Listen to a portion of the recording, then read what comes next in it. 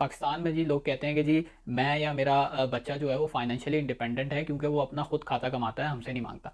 तो इसको financially independent नहीं कहते। वेस्ट में आपने देखा होगा, अगर किसी को पता है तो ये स्ट्रैटेजी काफ़ी लोग फॉलो करते हैं। इंडिया की भी काफ़ी सारी इससे रिलेटेड वीडियो हैं। एक तो फाइनेंशियल इंडिपेंडेंसी, दूसरा पार्ट है कि आपकी अर्ली रिटायर। आज आप 25 साल के हैं और आप प्लान बनाते हैं कि जी 45 साल में मैंने रिटायर होना है, मैंने 60 साल में रिटायरमेंट नहीं लेनी। जो आपके महीने के खर्चे हैं वो आपकी इन्वेस्टमेंट में से आ रहे हैं। जब आप इतनी लॉन्ग टर्म इन्वेस्टमेंट करते हैं ना, तो इसमें कंपाउंडिंग इफेक्ट भी आ जाता है कि जब आपने रिटायर होना है तो आज आपको अगर 1 लाख की जरूरत है तो उस वक्त इतने पैसों की जरूरत होगी। तो ये कैलकुलेटर आपको अपना टारगेट बनाने में भी हेल्प कर रहा है। इससे चेक करें कि जी आपका फाइनेंशियल इंडिपेंडेंस फायर का टारगेट क्या है। लेकिन सबसे मेन चीज़, अब इन्वेस्ट किधर करें। फाइनेंशियल इंडिपेंडेंस, रिटायर अर्ली और अर्ली रिटायरमेंट, ये क्या स्ट्रैटेजी है और इसके फ़ायदे क्या हैं और इसको करना कैसे।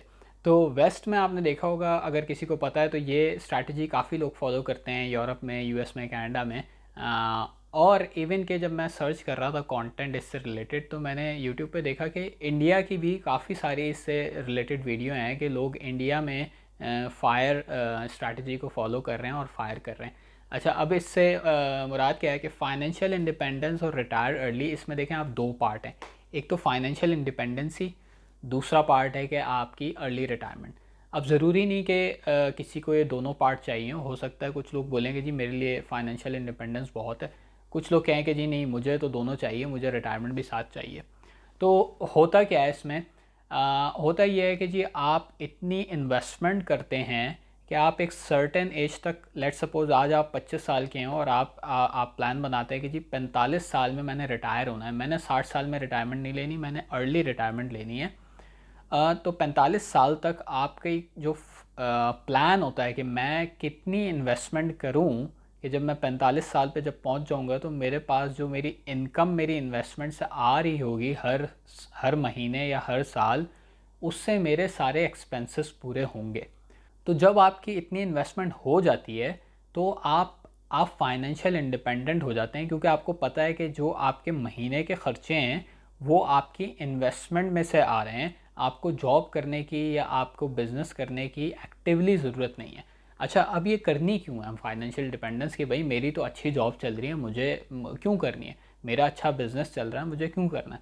तो फाइनेंशियल इंडिपेंडेंस, पाकिस्तान में जी लोग कहते हैं कि जी मैं या मेरा बच्चा जो है वो फाइनेंशियली इंडिपेंडेंट है क्योंकि वो अपना खुद खाता कमाता है, हमसे नहीं मांगता। तो इसको फाइनेंशियली इंडिपेंडेंट नहीं कहते, क्योंकि वो फिर भी अपनी जॉब पे तो डिपेंडेंट है। तो फाइनेंशियल इंडिपेंडेंस का मतलब है कि आपके पास फाइनेंशियल फ्रीडम है कुछ भी करने का।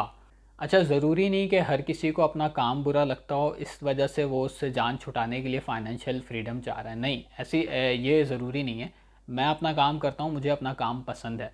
लेकिन अभी क्या है कि अभी मेरे पास फाइनेंशियल फ्रीडम नहीं है। मैं अपना काम, ठीक है मुझे पसंद है, लेकिन मेरी मजबूरी भी है, क्योंकि अगर मैं वो काम छोड़ दूँगा तो जो मेरे मंथली एक्सपेंसेस हैं वो कैसे पूरे होंगे, और जो मैं इन्वेस्टमेंट करता हूँ वो कैसे होंगी। तो मतलब एक वो मजबूरी बनी हुई है। और ये सिर्फ जॉब से रिलेटेड नहीं, लेट सपोज अगर मेरा बिज़नेस है, मैं बिज़नेस चला रहा हूँ, तो वो मेरा एक मेन सोर्स ऑफ इनकम है, और उसको अगर मैं बंद कर दूंगा, बेशक मेरा अच्छा बिज़नेस है, मुझे पसंद है, लेकिन मेरी वो मजबूरी है, मैंने वो करना है, उसको मैं बंद नहीं कर सकता, उसको मैं छोड़ नहीं सकता, क्योंकि मेरे तो सारा इनकम उसी से है, मेरा घर उससे से चल रहा है। तो फाइनेंशियल फ्रीडम ये है कि जो आपके जो मंथली एक्सपेंसेस हैं, जो आपका घर चल रहा है ना, वो आपका किसी एक्टिव इनकम से टाइड ना हो। मतलब आपकी जॉब से, आपके बिजनेस से टाइड नहीं है, आपकी इतनी पैसिव इनकम है कि आपका घर, आप अपने आराम से एक्सपेंसेस पूरे कर सकते हैं। अगर आपकी फैमिली, आपके बच्चे हैं, आपके बच्चों की फीसेस जा रही हैं, आपके यूटिलिटी बिल्स जा रहे हैं, ग्रोसरी आ रही है, सारे आपके जो बेसिक खर्चे हैं वो आपकी पैसिव इनकम से हो रहे होते हैं। तो ये आपका फाइनेंशियल फ्रीडम हो गया कि जी अब आप किसी चीज़ के मजबूरी में कोई अपना बिजनेस नहीं चला रहे या कोई जॉब नहीं कर रहे, इवन तो आपको पसंद है, लेकिन फिर भी वो आपकी मजबूरी तो है ना, उसको आप छोड़ नहीं सकते। तो ये फाइनेंशियल फ्रीडम हो गया। अच्छा, अब इसका फ़ायदा ये है कि अब ज़रूरी नहीं कि जी हर किसी को ये फाइनेंशियल फ्रीडम करके काम छोड़ के बैठ जाना है, नहीं, ज़रूरी नहीं है। लेकिन जब आपके पास एक चीज़ का फ्रीडम होता है तो फिर आप अपने, आपके लेट सपोज आपकी कोई हॉबीज़ हैं या आपके कोई सोशल वर्क है जो आप परस्यू करना चाहते हैं, या कोई आप अपनी एजुकेशन कंटिन्यू करना चाहते हैं काम छोड़ के, तो फाइनेंशियल फ्रीडम जो है वो आपको रिस्क लेने की एबिलिटी देता है। लेट सपोज इवन कि आपको बिज़नेस शुरू करना चाहते हैं या कहीं कुछ और ट्राई करना चाहते हैं, किसी और फील्ड में जाना चाहते हैं, तो जब आपके पास फाइनेंशियली फ्रीडम होता है, इंसान के पास कोई उसकी बैक सपोर्ट होती है, तो उसमें आप फिर रिस्क भी ज़्यादा ले सकते हैं। तो ये सारा फाइनेंशियल फ्रीडम का जो है वो एक फ़ायदा है। और क्या फायर में FI का क्या मतलब है। दूसरा, रिटायर अर्ली।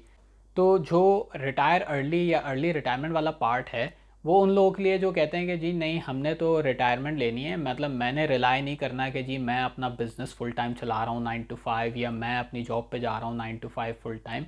मैं दूसरी चीज़ें एक्सप्लोर करना चाहता हूँ, मैं नई चीज़ें ट्राई करना चाहता हूँ, मैं इन चीज़ों में नहीं पढ़ना चाहता। तो वो लोग क्या करते हैं कि जी वो अपनी प्लानिंग करते हैं कि जी मैंने लेट सपोज 60 के बजाय 45 साल में मैंने रिटायर हो जाना है, या एटलीस्ट 45 साल में मैंने फाइनेंशियल फ्रीडम हासिल कर लेना है। तो वो प्लान बनाते हैं, और फिर लेट सपोज आज मैं 25 साल का हूँ, तो 45 साल तक, अगले 20 साल तक उस प्लान को फॉलो करते हैं कि जी मैंने हर महीने इतनी इन्वेस्टमेंट करनी है कि जब मैं 45 साल का हो जाऊँ तो मेरे पास जो है वो इतनी इन्वेस्टमेंट हो जिससे पैसिव इनकम वो इतनी आ रही है, या इवन कि मैं विड्रॉल करना शुरू करूं तो वो इतना है कि मेरा महीने का ख़र्चा आराम से चलेगा। तो ये तो हो गया कि फायर स्ट्रैटेजी है क्या। और इसको, और आपने देखा है कि ये लॉन्ग टर्म स्ट्रैटेजी है। आपने अगर अर्ली रिटायरमेंट प्लान करनी है तो ये एक दिन में नहीं हो जाता कि जी आप बोलेंगे जी कल मैं रिटायर हो रहा हूँ। एक पूरा प्रोसेस होता है। नॉर्मली जब आप काम करते हैं तो आप पूरी ज़िंदगी ये काम करते हैं, 60 साल में जाके आप रिटायर होते हैं, फिर आपको पेंशन मिलना शुरू होती है। तो अगर आपने 60 साल में से 15 साल या 20 साल कम करने हैं, तो आपने उससे पहले वाले 15 सालों और 20 सालों में कुछ ना कुछ एक्स्ट्रा तो करना है कि जिससे आपको अगले 15 सालों में कोई फ़ायदा हो। तो ये जो है ये लॉन्ग टर्म इन्वेस्टमेंट की स्ट्रैटेजी है। और मैं अपनी सारी वीडियोस में कहता हूँ कि जी लॉन्ग टर्म इन्वेस्ट करें, और लॉन्ग टर्म इन्वेस्टमेंट करें। तो उसकी रीज़न क्या है, मतलब क्यों करें। तो मेरी सबसे बड़ी रीज़न ये है कि जी फाइनेंशियल फ्रीडम हो बंदे के पास। लोगों की बहुत सारी रीज़न्स हो सकती हैं। किसी ने लॉन्ग टर्म इन्वेस्टमेंट कर रहा है, कोई आप तो आजकल आप देखें घर लेना बड़ा मुश्किल हो गया, तो कोई इन्वेस्ट कर रहा है कि जी मैंने एक टाइम पे घर लेना है, कोई इन्वेस्ट कर रहा है कि जी मैंने बच्चों को बाहर भेजना है, उसकी पढ़ाई के लिए मैं पैसे जमा कर रहा हूँ। तो कोई भी रीज़न हो सकती है। तो नॉर्मली जो फायर की स्ट्रैटेजी है वो लोग फॉलो करते हैं फाइनेंशियल फ्रीडम के लिए या अर्ली रिटायरमेंट के लिए। तो लॉन्ग टर्म आप देखें कि ये जब आप इतनी लॉन्ग टर्म इन्वेस्टमेंट करते हैं ना, तो इसमें कंपाउंडिंग इफेक्ट भी आ जाता है। कंपाउंडिंग इफेक्ट जो है वो it works like a magic. Simple maths है। आप देखें, अगर लेट सपोज आप 1 करोड़ की एग्जांपल लें, आपने आज 1 रुपया से जमा करना शुरू करें और 1 करोड़ जमा करना है, तो आपको 1 करोड़% आपका इंक्रीज़ आया, तो आपके 1 करोड़ हुए। और हो सकता है आपको इस प्रोसेस में लेट से 5 साल लग गए। लेकिन जब आप 1 करोड़ से 2 करोड़ कर रहे हैं तो वो 1 करोड़% नहीं है, अब 100% है, वो डबल हो रहे हैं।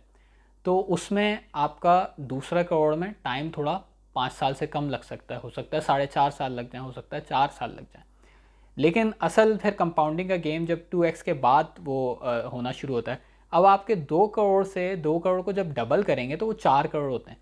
तो 3 करोड़ और जल्दी हो जाएंगे। तो जो आपका 2 करोड़ के बाद अब डबल नहीं हो रहा, अब तो आपको 50% पे 1 करोड़ बढ़ गया। इसी तरीके से लेट सपोज अब आपके 5 करोड़ हो गए, तो 5 करोड़ का डबल तो जो है वो 10 करोड़ है। तो 5 से 6 करोड़ हो सकता है कि आपको सिर्फ थोड़े से % का फ़ायदा हो अपने इन्वेस्टमेंट में, तो आपके 5 से 6 करोड़ हो जाए। तो आप देखें कि हो सकता है कि आपको 1 करोड़ जो ये बना है, 5 करोड़ के बाद जो छठा करोड़ बना है, ये 1.5 साल में बन गया, जबकि पहला करोड़ करने में आपको 6 साल लग गए। तो इसमें जो है इसमें सारा गेम जो है वो कंसिस्टेंसी का है, और फिर उसके बाद कंपाउंडिंग खुद काम करती है। तो सबसे मुश्किल काम इसमें शुरू के ईयर्स हैं। तो जैसे कोई भी आप बिज़नेस शुरू करते हैं, कोई भी काम शुरू करते हैं, उसमें शुरू में टाइम लगता है। उसके बाद जब वो एक बार प्रोसेस चलना शुरू हो जाए तो फिर चीज़ें स्मूथ हो जाती हैं। तो इन्वेस्टमेंट भी में भी इसी तरीके से ही है। तो बहुत सारे लोग पैसिव इनकम चाहते तो हैं, लेकिन इस प्रोसेस को फॉलो नहीं कर पाते। वो 1 साल फॉलो करते हैं और फिर अगले साल छोड़ देते हैं। तो इसमें मेन सबसे बड़ा जो आपकी कमिटमेंट वो होती है कि जी आपने कंसिस्टेंसी से अपने इस प्रोसेस को फॉलो करना है, ताकि आपकी कंपाउंडिंग इफेक्ट आए। अच्छा, फिर लोग बोलेंगे कि जी आप फिर इस स्ट्रैटेजी को फॉलो करने का मतलब है कि जी आप किसी वॉलंटियरली जो वीपीएस वॉलंटियरली पेंशन स्कीम्स होती हैं उसमें या किसी पेंशन प्लान में इन्वेस्ट कर दें। तो नहीं, मैं ये कहता हूँ कि जी ये स्ट्रैटेजी उन चीज़ों से डिफरेंट है, क्योंकि जो पेंशन प्लान्स है ना नॉर्मली, अच्छा उसमें आपको जबकि कोई टैक्स बेनिफिट भी मिलते हैं कि अगर मैं अपनी सैलरी में से पेंशन में कुछ हर महीने इन्वेस्ट कर रहा हूँ तो वो जो चंक निकल रहा है उस पर इनकम टैक्स नहीं एप्लीकेबल होता। तो लोग बोलेंगे कि जी आप मतलब उसमें इन्वेस्ट कर देते हैं। तो मैं वो स्ट्रैटेजी फायर से इसलिए डिफरेंट है क्योंकि वो पेंशन स्कीम होती है, वो एक सर्टन एज का उस पर लॉक है। लेट सपोज मिनिमम मेरे ख्याल से 50 साल से पहले आप उसमें से पैसे नहीं निकाल सकते। तो जबकि अगर मैं फाइनेंशियल फ्रीडम चाह रहा हूँ, मैं रिटायर नहीं होना चाह रहा, लेकिन एटलीस्ट मैं फाइनेंशियल फ्रीडम चाह रहा हूँ कि जी मैं 45 का या 40 का हूँ तो मेरे पास फाइनेंशियल फ्रीडम हो, ताकि मैं रिस्की डिसीजंस ले सकूँ, मैं कुछ और चीज़ें ट्राई कर सकूँ।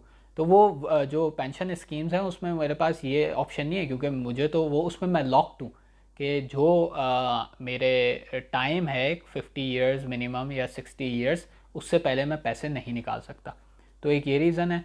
दूसरी, आप उसमें पाकिस्तान में काफ़ी सारे हैं उनकी मैनेजमेंट फ़ीस भी काफ़ी ज़्यादा है, और जब आप मैनेजमेंट फ़ी देखें तो 2% 3% ये बहुत ज़्यादा मैनेजमेंट फ़ी होती है। आपको कहने में तो बहुत थोड़ी लग रही है कि जी हर साल आप 2% या 3% किसी को दे रहे हैं, लेकिन अगर आप इस पर भी कंपाउंडिंग अप्लाई करें और किसी भी कंपाउंड कैलकुलेटर पर जाके चेक करें तो ये 2% की जो फ़ीस है वो 20 साल में एक बहुत बड़ा एक रकम बन जाती है। तो ये रीज़न है कि जी वो जो पेंशन स्कीम्स हैं उनसे किस तरह से डिफरेंट है। अच्छा, तो अब आपने आपने बोला कि जी मुझे पता चल गया कि जी फायर की स्ट्रैटेजी क्या है, बड़ी ज़बरदस्त स्ट्रैटेजी है, मैं फ़ॉलो करना चाहता हूँ, किसको नहीं पसंद फाइनेंशियल फ्रीडम। और लेकिन अब मुझे पता कैसे चले कि मैंने हर महीने पैसे इन्वेस्ट कितने करने हैं, कितने साल तक मुझे पैसे इन्वेस्ट करने की ज़रूरत पड़ेगी, तो ये कैसे पता चले, और इन्फ्लेशन बढ़ रही है वो सारा डेटा वो सब कैलकुलेशन मैं कैसे करूँ कि जी मुझे अगर 45 साल बाद 15 साल बाद मुझे वो करनी है तो मैं किस तरीके से कैलकुलेशन करूँ। तो इस काम को आसान करने के लिए मैंने जो है वो एक्सेल पे गूगल शीट पे एक कैलकुलेटर बना दिया, वो मैं दिखाता हूँ आपको।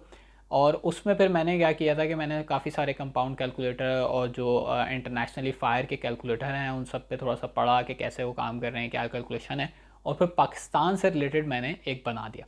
तो मैं वो वीडियो में आपको दिखाता हूँ अब। सबसे पहले अगर आपने अभी तक चैनल को सब्सक्राइब नहीं किया तो चैनल को ज़रूर सब्सक्राइब करें, और अगर आपको वीडियो पसंद आ रही है तो लाइक भी ज़रूर करें, इट हेल्प्स अ लॉट। दूसरी चीज़, मैंने फेसबुक पे अपना ग्रुप भी बनाया हुआ है, वहाँ पे हमारी डिस्कशंस होती रहती हैं। अगर आपको कोई भी क्वेश्चंस हैं तो वीडियो पे कमेंट करें, फेसबुक का ग्रुप ज्वाइन करें। इवन कि मैंने रेडिट पे भी कम्युनिटी बनाई है, तो जो लोग रेडिट पे एक्टिव हैं वो वहाँ पे ज्वाइन कर सकते हैं। तो ये जो है वो फायर का कैलकुलेटर है, और इसको आप इजीली एक्सेस कर सकते हैं। आपने सिंपली क्या करना है, सबसे पहले आपने इसको एडिट करने की कोशिश नहीं करनी है, मैंने तरीका लगाया हुआ है। आपने फाइल पे क्लिक करना है और मेक अ कॉपी कर लेनी है, उससे आपकी अपनी कॉपी बन जाएगी। फिर उसको आप जैसे दिल चाहे एडिट कर सकते हैं। तो अब इसको यूज़ कैसे करना है, तो जब इसको आप एडिट कर लेंगे तो आपने सिर्फ ये ग्रे सेल्स जो हैं इनको एडिट करना है। जैसे ये ग्रे हैं, ये ग्रे हैं, ये वाइट है, इसको एडिट नहीं करना। तो सबसे पहले लेट सपोज़ आपने अपनी एस्टिमेशन लगानी है कि आपको हर हर महीने जो है वो कितने पैसे इन्वेस्ट करने की ज़रूरत है, जिसमें आप जाके अपनी डिज़ायर्ड एज पे रिटायर हो जाएं। लेट सपोज़ आप कहते हैं कि जी मैं 25 साल का हूँ अभी, और मैंने 45 साल में जो है वो रिटायरमेंट लेनी है, तो इसको 45 ही रहने दें। और वैसे एक्सपेक्ट टू लिव अनटिल ये वैसे आपके लिए बैंक्स करते हैं, लेकिन अब आप अपनी पेंशन खुद प्लान कर रहे हैं, तो ये आपने खुद करना है। ठीक है। अच्छा, इसके बाद आपने कहना है कि जी आपकी करंट सेविंग्स टिल डेट कितनी है। लेट सपोज़ आप कह देते हैं कि जी आप 25 साल के हैं और आपने 25 लाख रुपए जमा करनी है।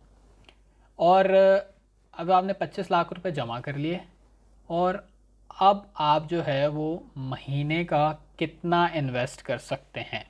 लेट सपोज़ आप कह रहे हैं कि जी आप 2 लाख रुपए महीने का इन्वेस्ट करते हैं, और एनुअली, क्योंकि जब आप एनुअली इन्फ्लेशन भी बढ़ रही है, हर चीज़ बढ़ रही है, तो आप एनुअली कितने रुपए अपनी इन्वेस्टमेंट में बढ़ाएंगे। लेट सपोज़ अगर आप इस महीने इस साल हर महीने 2 लाख रुपए इन्वेस्ट करते हैं तो अगले साल क्या आप 2,10,000 उसमें 10% इंक्रीज़ कर सकते हैं कि नहीं। दैट सपोज़ आप कहते हैं कि जी हाँ हर साल मैं हर साल 10% इंक्रीज़ करूँगा अपनी सेविंग्स का। तो यहाँ पे आप लिखेंगे कि जी आपके एक्सपेक्टेड रिटर्न्स क्या हैं। इसमें आप कोई बहुत हाई रिटर्न्स नहीं लिखेंगे कि जी मैं हर साल 100% अचीव करूँगा अपने पोर्टफोलियो से, या हर साल मैं 50% वो अचीव करूँगा। ऐसा नहीं होता, ये आप 1-2 साल कर सकते हैं, हर साल नहीं कर सकते, ये बहुत मुश्किल है। तो अगर आप यहाँ पे देखें, मैंने नोट्स लिखे हैं, तो इधर आप देखें कि पिछले 15 सालों में जो कगार है, जो कंपाउंड इंटरेस्ट रेट है KSE 100 का, वो 15% रहा है। तो उस हिसाब से मैंने थोड़ा सा उसको और मॉडरेट कर लिया कि जी 14% रहेगा। तो ये आपकी इन्वेस्टमेंट पे भी डिपेंड करता है। अच्छा, जो इन्वेस्टमेंट वाला पार्ट है मैं देखूंगा कि इसी वीडियो में कवर कर लूँ, नहीं तो मैं उसका जो है वो नेक्स्ट पार्ट बना दूंगा फायर से रिलेटेड, कि इन्वेस्टमेंट कैसे की जाए और जो कि हमें कंसिस्टेंट रिटर्न्स भी दे। तो लेट्स सपोज़ ये आपने डिसाइड कर लिया कि जी 14% ये रिटर्न देगा आपका इंडेक्स, और आपने ये भी लिख देना है कि जी आपका कैपिटल गेन टैक्स क्या है। तो पाकिस्तान में आजकल फाइलर के लिए जो है वो 15% हो गया, तो वहाँ लिख दिए। तीसरी चीज़ जो सबसे इम्पॉर्टेंट है कि ये आपने जो नंबर अपना है कि जी मेरी मंथली एक्सपेंसेस मिनिमम कितने हैं। तो यहाँ पे लेट सपोज़ मैं कह रहा हूँ कि जी मुझे 1 लाख रुपए तो हर महीने चाहिए ही चाहिए, जिससे मेरे बेसिक खर्चे होंगे। अच्छा, अब आपने रिटायरमेंट, आप देखें कि आपने रिटायरमेंट प्लान की है 45 में, और आज आप 25 के, इसका मतलब 20 साल बाद आप रिटायर होंगे। तो इस पे फिर मैंने फॉर्मूलेज लगाए कि आज का जो 1 लाख रुपए है वो 20 साल बाद, जो भी आप टाइम डिफरेंस आएगा यहाँ पे वो उस हिसाब से कैलकुलेट करेगा। तो आज का 1 लाख रुपए 20 साल बाद 6,72,000 रुपये बन जाएगा। कैसे? क्योंकि यहाँ पे मैंने क्या लिखा है कि इन्फ्लेशन रेट यहाँ पे मैंने लगाया। अच्छा, ये बहुत सारे आप ऑनलाइन कैलकुलेटर्स देखेंगे, उसमें ये वाला इन्फ्लेशन रेट वाला काफ़ी लोगों ने ऐड नहीं किया हुआ। इवन के ऐड किया भी है तो वो 1 लाख को ही कंसिडर कर रहे हैं कि 45 साल में, कि भाई जब आप आज आपकी 1 लाख रुपए ज़रूरियात हैं, तो जो इन्फ्लेशन तो पूरी दुनिया में बढ़ रही है, तो ये 45 साल में तो 1 लाख नहीं होंगी, तो फिर उस टाइम के हिसाब से होंगी।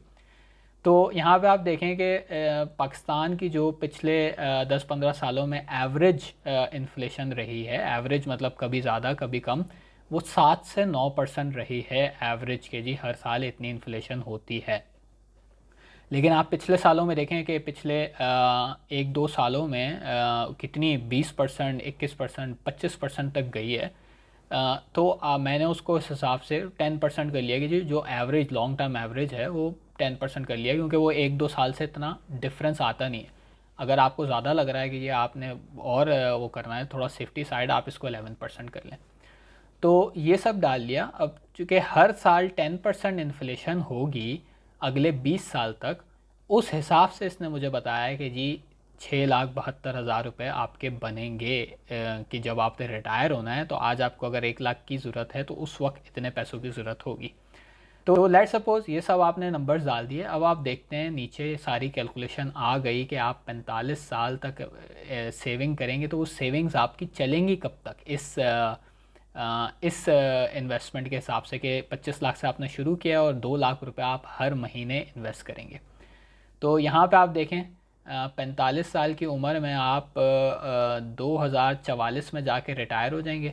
तो यहाँ पे देखें, यहाँ पे अब अभी तो पहले तक आप कोई विड्रॉल नहीं कर रहे थे। इसमें लेट्स ये कैलकुलेटर ये एज्यूम कर रहा है कि आप बस फिर इन्हीं पे इसी पैसों से गुजारा करेंगे, इसमें कोई और न्यू इन्वेस्टमेंट खुद नहीं डालेंगे। ये देखें यहाँ पे आपकी अब आपकी कंट्रीब्यूशन रुक गई हैं, जो आपका रिटर्न है उस हिसाब से बढ़ता रहेगा। तो 6 लाख महीने के हिसाब से, 6,72,000 महीने के हिसाब से आपके कोई 80 लाख रुपए बनेंगे। पहले 80 लाख रुपए साल के बनेंगे जो आपको चाहिए होंगे पहली साल में रिटायरमेंट के। तो यहाँ पे लेट सपोज़ आपने डाला था कि जी मैं 81 में दुनिया से रुखसत हो जाऊँगा, तो तब तक आपकी इन्वेस्टमेंट चल रही है। तो यहाँ पे आप अपने नंबर सारे ऐड कर सकते हैं। और लेट सपोज़ आपकी इतनी गुंजाइश नहीं है, आप कह रहे हैं कि जी मैं सिर्फ महीने का 50,000 इन्वेस्ट कर सकता हूँ, तो मेरा क्या हिसाब बनेगा। तो 50,000 में आप देख सकते हैं कि जी आपके कितने कोई 10 साल ही ये चलेंगे अगर आप 25 साल से आज शुरू कर रहे हैं और 50,000 हर महीने यूज़ करेंगे। तो ये कैलकुलेटर आपको अपना टारगेट बनाने में भी हेल्प कर रहा है कि आपका टारगेट क्या होना चाहिए। क्योंकि जब तक इंसान के पास कोई टारगेट नहीं है या कोई गोल नहीं है तो वो उसको अचीव नहीं कर पाता। तो आपको अपना टारगेट नंबर पता होना चाहिए कि जी आज मैं इस नंबर से शुरू कर रहा हूँ, तो मुझे अगले कितने हर महीने कितने इन्वेस्ट करने हैं। अगर मेरा ख्वाब ये है कि जी मैंने 45 में रिटायरमेंट फाइनेंशियल फ्रीडम हासिल कर लेना, तो आप इसको चेंज करते रहें। अब आप मैं इसको 1.5 लाख करता हूँ तो देखते हैं जी ये कितना होता है। 1.5 लाख आपने किया तो देखें काफ़ी बेहतर हो गई है, लेकिन अभी भी जो है वो आपकी इन्वेस्टमेंट पहले ही ख़त्म हो रही है। तो आपने इसको भी थोड़ा सा अभी और बेहतर करना है। तो आप अपनी इनिशियल इन्वेस्टमेंट बढ़ा लें या वो सब कर लें। तो लेट सपोज मैं इसको कहता हूँ ए सेफ साइड, आप इसको 85 ही रखें। और अब आपका देखते हैं, तो अभी काफ़ी सारे साल पहले ही आपकी इन्वेस्टमेंट ख़त्म हो गई। तो यहाँ पे आपने अपनी मंथली इन्वेस्टमेंट बढ़ानी होगी, फिर जाके हाँ देखें यहाँ पे नंबर चेंज हो गया।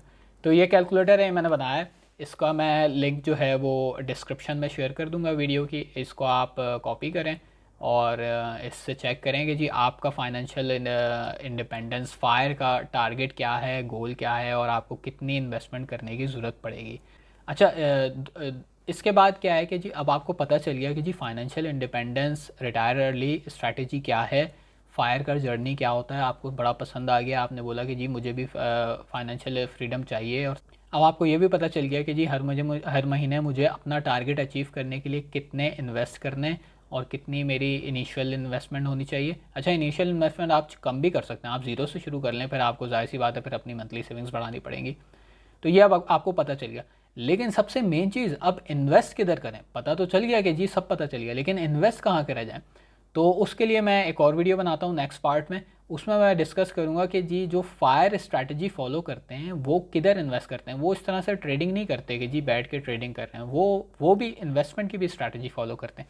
तो मिलते हैं अगली वीडियो में जिसमें हम इन्वेस्टमेंट ऑप्शंस के बारे में डिस्कशन करेंगे।